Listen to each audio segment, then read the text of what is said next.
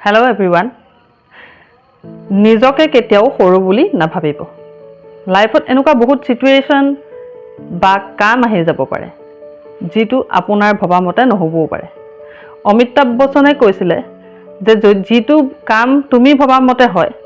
সেইটো বহুত ভাল কথা আৰু যদি তুমি ভবা মতে নহয়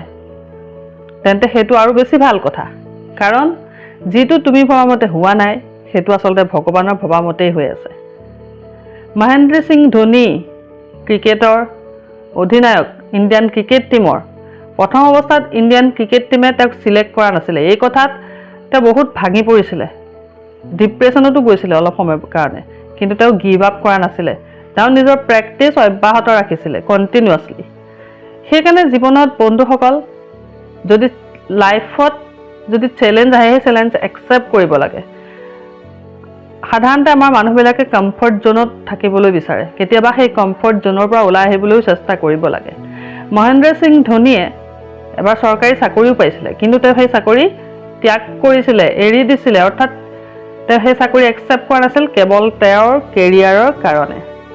কিন্তু আমাৰ প্ৰায়ভাগ মানুহে কমফৰ্ট জোনত সোমাই থাকি ভাল পায় আৰু গোটেই জীৱন তাতে ফচি যায় গোটেই জীৱন তাতে ফচি ৰয়